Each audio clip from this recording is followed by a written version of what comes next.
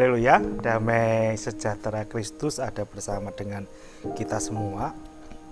Bersua kembali dalam program Resapi Renungan Sapaan Iman GKJ Margoyudan. Kita akan berdoa terlebih dahulu mengucap syukur kepada Kristus Tuhan. Kami bersyukur atas semua kebaikan yang Tuhan telah beri kepada kami. Dan kami mengucap syukur untuk penyertaan, untuk janji, untuk pengharapan yang Tuhan telah beri kepada kami. Kami akan belajar kebenaran firman-Mu. Tuhan tolong kami. Dalam nama Yesus kami berdoa dan mengucap syukur. Amin. Salah satu kisah Natal yang terkenal berkaitan dengan orang-orang Majus dari timur. Ya pasti kita tahu, kenal semua kisah ini di Matius pasal 2. Matius pasal 2 kita baca ayat pertama sampai dengan ayat yang Matius pasal 2 ayat yang pertama sampai dengan ayat yang ke-12. Matius pasal 2 kita baca mulai ayat yang pertama. Sesudah Yesus dilahirkan di Betlehem di tanah Yudea pada zaman Raja Herodes, datanglah orang-orang Majus dari timur ke Yerusalem dan bertanya-tanya, di manakah dia, raja orang Yahudi yang baru dilahirkan itu? Kami telah melihat bintangnya di timur dan kami datang untuk menyembah dia.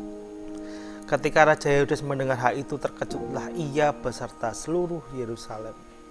Maka dikumpulkannyalah semua imam kepala dan ahli Taurat bangsa Yahudi. Lalu dimintanya keterangan dari mereka, di mana Mesias ini akan dilahirkan. Mereka berkata kepadanya, di Betlehem di tanah Yudea, karena demikianlah ada tertulis dalam kitab Nabi. Dan engkau Betlehem, tanah Yehuda, engkau sekali-kali bukanlah yang terkecil di antara mereka yang memerintah Yehuda, karena daripada mula akan bangkit seorang pemimpin yang akan menggembalakan umatku Israel. Lalu dengan diam-diam Herodes memanggil orang-orang Majus itu dan dengan teliti bertanya kepada mereka, bila bintang itu nampak. Kemudian ia menyuruh mereka ke Betlehem, katanya, pergi dan selidikilah dengan seksama hal-hal mengenai anak itu. Dan segera sudah kamu menemukan dia, kabarkanlah kepadaku supaya aku pun datang menyembah dia. Setelah mendengar kata-kata raja itu, berangkatlah mereka. Dan lihatlah bintang yang mereka lihat di timur itu mendahului mereka, tiba dan berhenti di atas tempat di mana anak itu berada. Ketika mereka melihat bintang itu, sangat bersukacitalah mereka. Maka masuklah mereka ke dalam rumah itu dan melihat anak itu bersama Maria ibunya, lalu sujud menyembah dia. Mereka pun membuka tempat harta bendanya dan mempersembahkan persembahan kepadanya, yaitu emas, kemenyan, dan mur. Dan karena diperingatkan dalam mimpi supaya jangan kembali kepada Herodes, maka pulanglah mereka ke negerinya melalui jalan lain. Ini ketika Matius menuliskan kisah tentang orang Majus ini, karena mereka sosok yang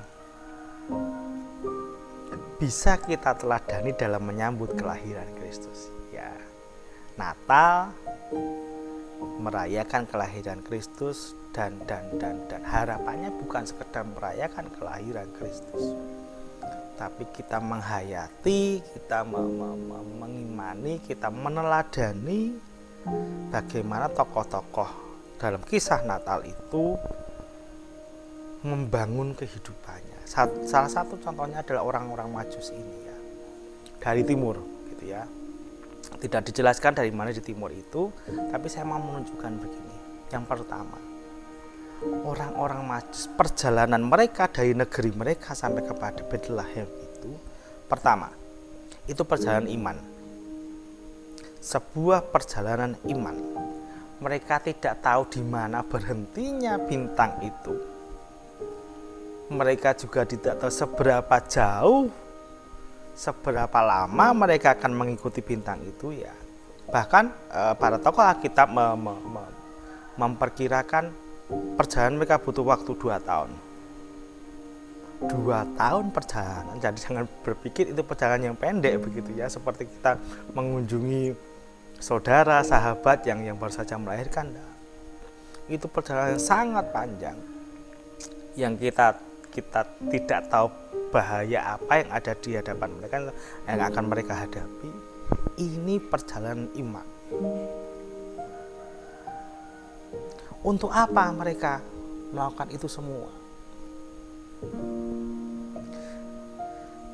Di ayat 2, Matius pasal 2 ayat 2, kami datang untuk menyembah Dia. Sebuah perjalanan iman satu, yang kedua sebuah perjalanan penyembahan.